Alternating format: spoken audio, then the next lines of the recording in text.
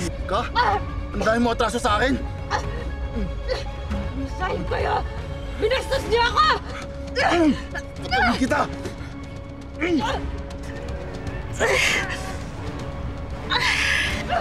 Ano ba? Tumigil ka na!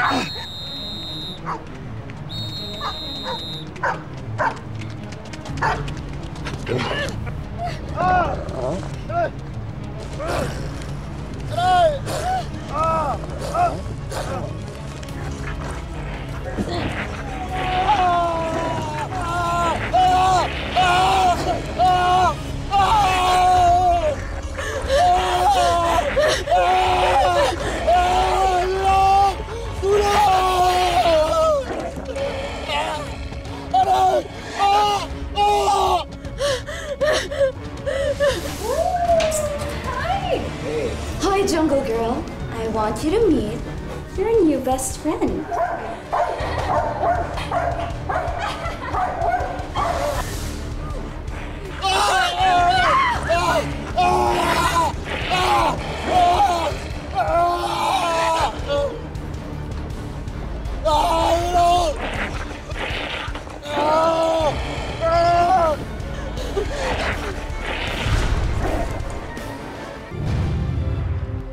Tabi lang po muna, tabi muna kayo.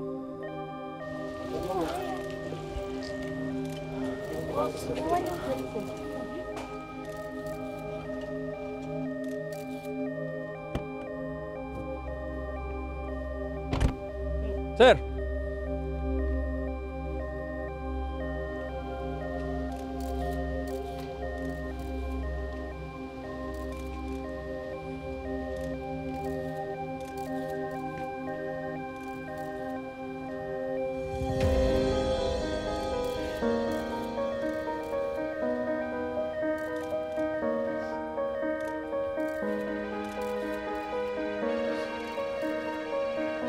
Ano nangyari sa anak ko? Ano nangyari sa anak ko? Sagutin niyo ako!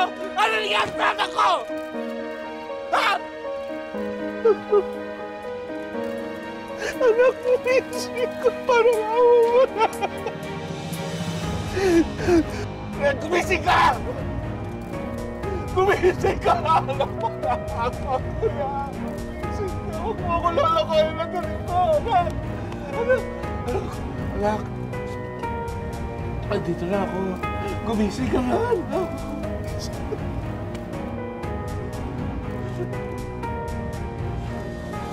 Sabihin niyo sa akin kung ano nangyari sa kanya! Sabihin niyo! Ano nangyari sa anak ko? Ano? Ano?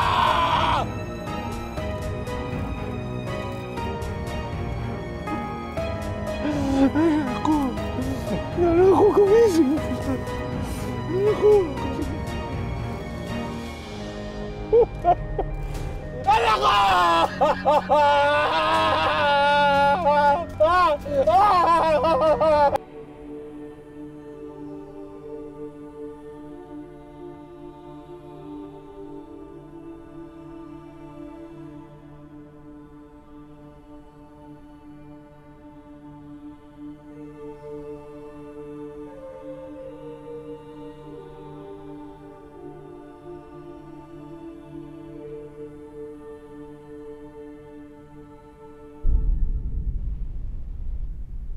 May dinampot na daw ang mga pulis para sa pagkamatay ni Ren. Ang bilis naman. Tao ba yan ni Amira?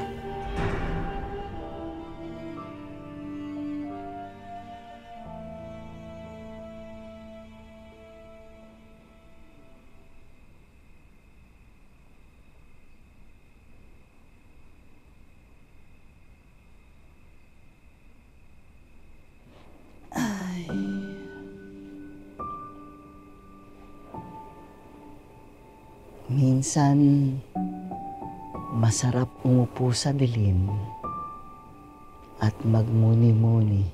Diba?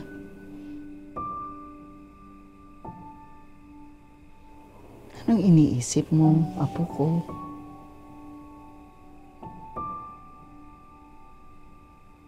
Naisip ko pa din yung pagkamatay ni Ren. Wala pang nadadampot. Pinalalabas ko lang na may nahuli na para mapalagay si Amira na hindi ko siya pinagsususpetsahan. Pero Franco, sino pa bang may galit kay Ren? Hindi ba si Amira? May binabala ka.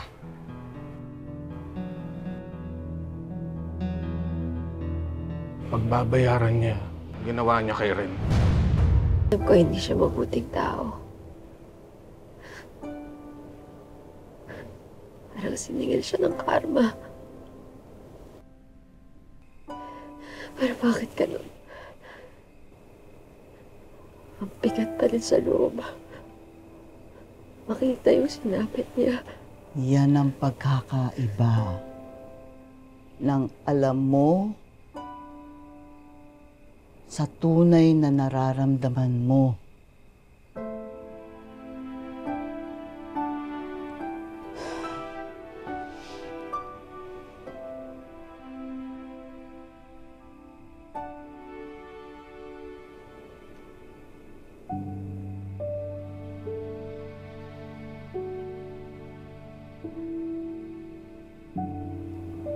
Kadalasan,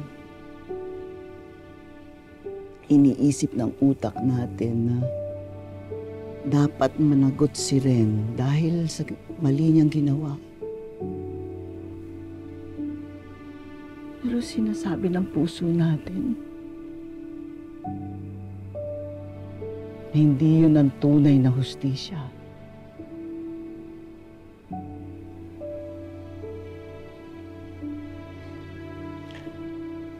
Komplikadong mundo. Madalas, mahirap matuntun kung anong tama, kung anong mali. At ang liwanag sa dilim. Kaya maraming naliligaw ng landas.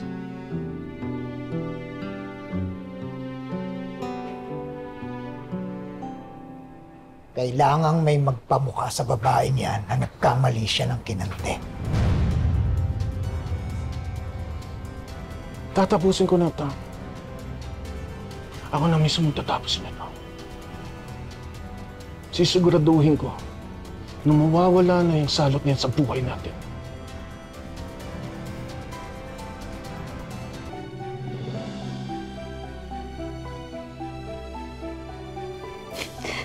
Da, may sasabihin ko sa inyo. Ano yan?